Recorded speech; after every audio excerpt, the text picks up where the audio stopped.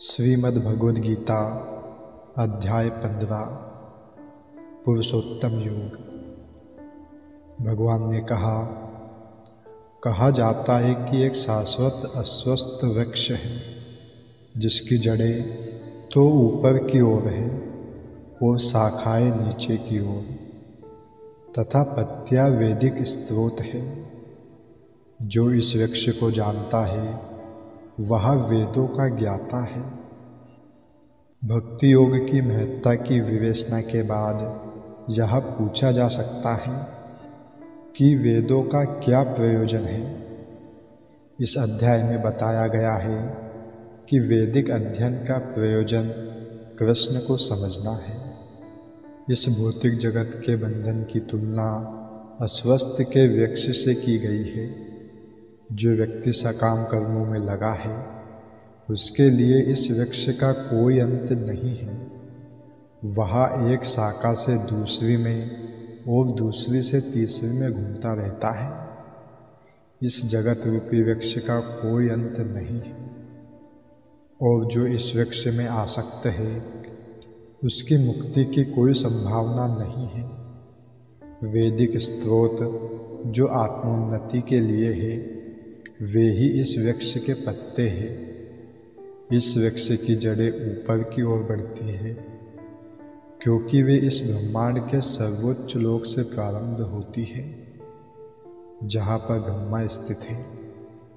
यदि कोई इस मोहरूपी अविनाशी वृक्ष को समझ लेता है तो वह इससे बाहर निकल सकता है। बाहर निकलने की इस विधि को जानना आवश्यक है। पिछले अध्याय में बताया जा चुका है कि भवबंधन से निकलने की कई विधियां हैं। हम 13वें अध्याय तक यह देख चुके हैं कि भगवत भक्ति ही सर्वोत्कृष्ट विधि है। भक्ति का मूल सिद्धांत है भौतिक कार्यों से विरक्ति तथा भगवान की दिव्य सेवा में अनुरक्ति। इस अध्याय के प्रारंभ में संसार से आसक्ति तोड़ने की विधि का वर्णन हुआ है। इस संसार की जड़ें ऊपर की ओर बढ़ती है। इसका अर्थ है कि ब्रह्मांड के सर्वोच्च लोक से पूर्ण भौतिक पदार्थों से यह प्रक्रिया शुरू होती है।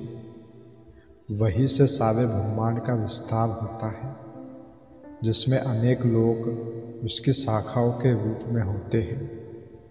इसके फल जीवों के कर्मों के फल अर्थात अर्थ, काम तथा मोक्ष के द्योतक है। भगवान श्री कृष्ण आगे कहते हैं, इस वृक्ष की शाखाएं ऊपर तथा नीचे फैली हुई है और प्रकृति के 3 गुणों द्वारा पोषित है। इसकी टहनियाँ इंद्रिय विषय है। इस वृक्ष की जड़ें नीचे की ओर भी जाती है जो मानव समाज के सकाम कर्मों से बंधी हुई है।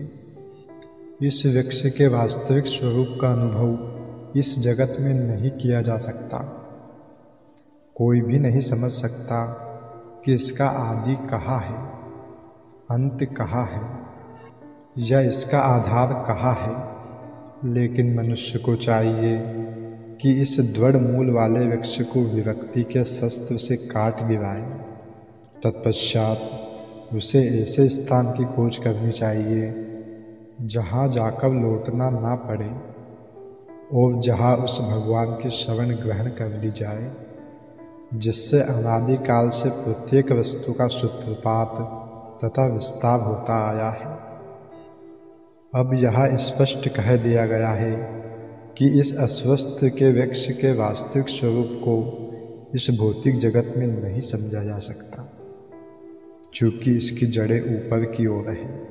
अतः वास्तविक वृक्ष का विस्तार विरुद्ध दिशा में होता है। जब वृक्ष के भौतिक विस्तार में कोई फंस जाता है तो उसे ना तो यह पता चल पाता है कि यह कितनी दूर तक फैला है और ना वह इस वृक्ष के शुभारंभ को ही देख पाता है। फिर भी मनुष्य को कारण की खोज करनी होती है। मैं अमुक पिता का पुत्र हूँ जो अमुक का पुत्र है आदि। इसी प्रकार अनुसंधान करने से मनुष्य को ब्रह्मा प्राप्त होते हैं जिन्हें विष्णु ने उत्पन्न किया है। इस प्रकार अंततः भगवान तक पहुँचा जा सकता है, जहाँ सारी गवेषणा का अंत हो जाता है। मनुष्य को इस वृक्ष के उद्गम परमेश्वर की खोज ऐसे व्यक्तियों की संगति द्वारा करनी होती है जिन्हें उस परमेश्वर का ज्ञान प्राप्त है। इस प्रकार ज्ञान से मनुष्य धीरे धीरे वास्तविकता के इस छद्म प्रतिबिंब से विलग हो जाता है और संबंध विच्छेद होने पर वह वास्तव में मूल वृक्ष में स्थित हो जाता है।